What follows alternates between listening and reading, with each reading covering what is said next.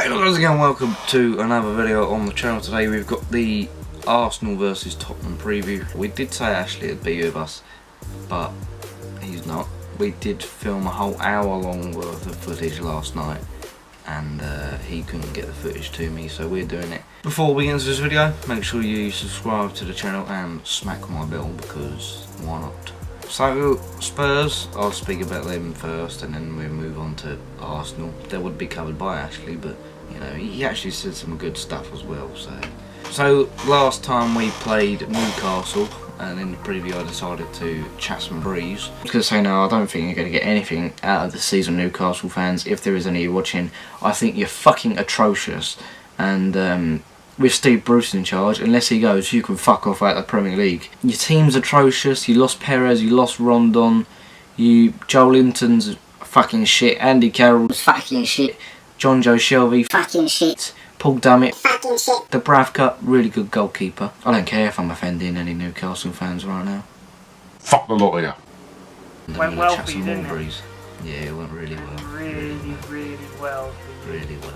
I mean, first of all, Newcastle did play quite well. They played fantastically. They held the defence. Fantastic. In our preview video, we talked about Newcastle and we said how good their defence, how good of a defensive performance it was. But I think it's really understated how good it was fantastic. But still, you're Tottenham, and you should be. One thing we did do is we kept going down the middle. I don't know why we go down the middle, because it's just Kane. Have the ball, Kane. Have the ball, Kane. Pick out a pass somewhere. Play to the wings. We had Lucas and Son playing. Have them on the touch lines, because that would have opened up the defence, get a cross in, and then Kane can score. Yeah, but apart from that, Newcastle played really well. But in the recent games, you know, Man City, granted it was Man City and we got a point, but we didn't play well. The first half we were shocking. Granted, the first half against Aston Villa on the opening day of the season, you were shocking. That was shocking. The opening half against Manchester City, even though you drew the game eventually, you weren't good. But the first half in all three games have been shit. Yeah, I don't know what's going on with Tottenham at the minute. They seem to start really slow. There's loads of unsettled stuff. And the second half you wake up, but by that point it's not too late, obviously. But by that point the opposition know everything about you and what you're going to do. And if you can't change the way you're trying to play from one half to the next, if you're saying what you're saying about constantly giving it to Kane, surely you'd want to go in at the half time and change it up and change the way you're playing. Kane's not a playmaker. Our playmaker in the team is Eriksen, and he's being dropped for whatever reason, whether it's his future or what. It's like Vertonghen. The contract stuff is up in the air. You play your best team. You don't drop your players if you don't have a reason to drop them. You play your best team. You don't play Sanchez. Walker Peters, you don't play him. Sissoko, you don't play him because he's not world class. We're at the world class stage now, where we should be. We got to the Champions League final. We should play the best players, whether it's harsh or not. Pochettino in his interview says how he wants to play the players that do well in training. That look good in training, yeah. You don't like do we've said, how are you going to say that Davinson Sanchez is training better than Jan Vertonghen? Vertonghen, yeah. Unless it is fitness, like. Well, even if he is training, you've got to take into consideration of Jan Vertonghen's age, and he's one of the best centre backs in the Premier League, regardless of how he trains. He has that class that not a lot of Premier League defenders have, and to not play him is criminal, really. In a game, especially in a North London derby, I agree. You're going to want to play your best. And he's experienced. And it doesn't matter about personalities, it doesn't matter what goes on behind the scenes, you play your best team. In a North London derby, everyone's going to be fired up no matter who you pick, so you play your best team. I don't know the team news yet, so as far as I'm concerned, we've got a problem at right back. With us as well, you beat like we drop our first team players, Eriksen, Vertonghen. You wouldn't see a team like Liverpool dropping Fabinho and Van Dijk based off of training sessions, or City dropping De Bruyne and fucking Laporte because of training sessions. You play your best team regardless. It is as simple as that, really, isn't it? But maybe Poch just said something to the players, and the players have got annoyed by that. The players aren't agreeing with what Poch is trying to say, but obviously, from what Kieran Trippier said at the beginning of the transfer window when he went to Atletico Madrid, and now what's going on with the contractual issues and players. Well, being I've frozen out. read this Obviously morning. something wrong at Tottenham at the minute. I've read this morning that we're giving Alderweireld a double deal contract. Well, That's you need a lot to. of sources. You need to. I'd Really. keep Alderweireld and Eriksson. Vertonghen, maybe a year extension, but not too much because he's 33 going 34. You still need him in your squad as that not backup, but that team leader and that Like guy Company who you're was going to last bring year. in and guarantee. Yeah, exactly. Well, you know he's going to do a job for you when you bring him in. That might be happening now. Maybe Poch is giving Davinson Sanchez a chance to shine, and perhaps Vertonghen's moving into a more sporadic role with the team, but I don't agree with that personally just yet. He may be 33, but he's still got at least 2 years at the top, starting week in, week out. Right, so moving on to Arsenal. Obviously it'd be good to have an Arsenal fan's opinion on Maybe this video will never go out. on such a derby. But talking of Arsenal, the recent game they lost 3-1 to Liverpool. They didn't play too badly. Played quite well They before played the all first right goal, against Liverpool, but they left themselves open to silly mistakes by playing a diamond in the middle and leaving the flanks open to Alexander-Arnold and Robertson, which was ultimately their downfall. And already exposing a weak defence against Liverpool is going to lead to problems, and they can play it, and they also tried to play out from the back, which against Liverpool you can't do with their attacking threat and their pressure. They've been experimenting with their lineup since the start of the season, trying Maitland-Niles at right back, even though they don't really have another choice, kind of in the same boat as you are. Yeah, but Maitland-Niles has played a couple of all games at right back. Yeah, he played last season at right back. Maitland-Niles is quite good, I do rate him. Yeah, they've also been playing Joe Willock, who's been quite good. But like we've been saying with Tottenham, in a North London derby you need to play your best team. And I think Mesut Ozil might return to the side. Xhaka might return to the side, and I think Lacazette and Aubameyang need to start up front together, because that was a talking point against Liverpool. Lacazette was rested on the bench. Maybe it could just be for the simple reason that he might not have been fully fit, or he might have taken a knocking training in the week. But if he was simply rested if he was benched simply for the reason just to bring on firepower, I think that's wrong against Liverpool. A talking point of Arsenal is the new player that they brought in, Dani Ceballos, who had, in my opinion, one good game against Burnley, and that's it. But Arsenal fans are ranting and raving about how good he is at the moment, and this is a game where you need to show such class. the builder. Fucking halfway through filming, I get a door repair. You filming me? You wanker. So we've had a brief 45-minute interruption from my dad breaking my door and fixing it, as you saw.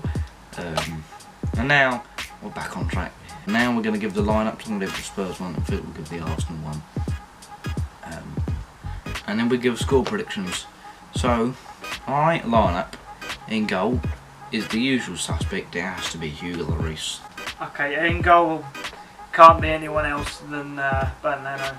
As you can see, I'm going to go with the 3-4-1-2. So, my three centre backs are going to be Sanchez, because he's been playing regularly.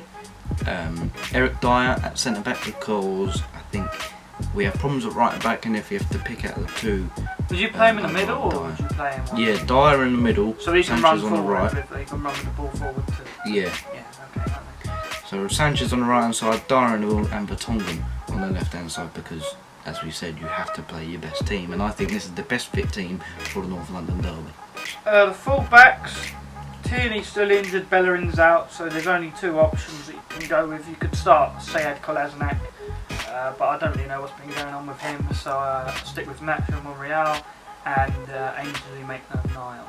Full backs, so right wing back, left wing back. I'm going to go with Danny Rose, and a right wing back, because he plays there for Belgium and he might have problems. I'm going to go with Toby Alderweireld. For the centre back positions, I have gone with Socrates and David Luiz. There seems to be the partnership that Emery's going to go with. Even though when on the first game of the season Chambers didn't play too badly, I think it's understandable that he's back up. Sorry, I just thought I was. On the left of the three, I'm going to go with Ericsson because you have to play Ericsson. He's one of the most crucial players in the team. On the right hand side, I'm going to go with Ndombele because he's got that, not world class status, but he's better than the other 2 or 3 options we have in midfield.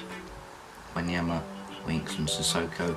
Ndombele, he's not played in a North London derby, but he's similar to Sissoko. He can drive forward and he can get assists, which is good. And he's capable of a rocket.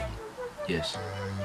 And in the hole between the strikers and the centre midfielders, I'm going to go with Dele Alli because I think he's a game changer. He can pick out passes, makes the forward runs with the crosses coming in. He's proved it many times.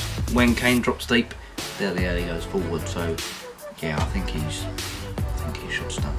So my 2 holding midfielders are going to be Lucas Torreira and Granit Xhaka. Bollocks to you. I don't think this is a game where you want to be playing Willock, you want to be playing your best team, like we keep saying. And Xhaka is going to provide that defensive solidity in a crucial game. I put you on mute! How did you crack out when I farted? I tried to compose it. Yeah, Xhaka's got to come in for a game like this, and Torreira. I swear I've got my phone on mute. I swear to God I've got my phone on mute. My phone is on mute. Look, fucking me. What's going on? Just Torreira. Yeah, Torreira is a game changer. He's a very good player. And the Cam, the magician, as Arsenal fans like to call him, Danny Ceballos or Ceballos or Ceballos or Ceballos or fucking Spanish name. Maybe you want to start Ozil, but he doesn't really turn up in the big games. Doesn't really like to turn up at any game anymore. But yeah, I wouldn't start Ozil. I'd start Ceballos. Now the front 2, the first one is going to be in. It's going to be Harry Kane, and next to him, it's either Lucas or Son, and I'm going to. Well, if I was Poch, I'd start Lucas Moura and drop Son. I think Lucas has that edge to him where he's more speedy, he's more agile, he makes the better runs in behind the defence, and I think overall he's quicker. So to get behind Luiz and Socrates, I think Lucas works better, and if you're coming off the bench you bring Son on. I think Son has not more of an impact off the bench, but Lucas has more of an impact overall playing the whole 90 minutes, or if he comes off. You get one? Did you get one? The three up top for Arsenal, I think, is going to be Aubameyang on the left, Nicolas Pepe on the right, and Lacazette down the middle. Lacazette has to start this game, and I think probably will. It's one of the most dangerous front threes in the Premier League, according to Arsenal fans. Have you ordered? I'm tired. I'm going to stretch as well. Oh, fuck me, that's a great stretch. Oh, my back cake, did you hear it? Yeah. Oh! So now the score predictions. I obviously am going to go with Spurs win. Although our form is dipped at the moment, a derby game changes everything. You said Klaas's permanent, form is temporary, so I'm going with a 3-2 Tottenham win with Kane to score 2 and Lucas to score. I'm going 3-2 in the opposite direction, given all of what's going on at Tottenham at the minute, and players who should be playing aren't playing. I'm not saying that that's not going to happen, but I think that the unsettled players will show in this game, such a big game. I think the Arsenal will win 3-2. I ain't surprised considering they do turn up at the Emirates as well. But yeah, that's going to be it for this video. Comment your predictions if you want to, subscribe to the channel. This might not go out, it might go out, you never know. But yeah, from me and Philip, goodbye. Bye.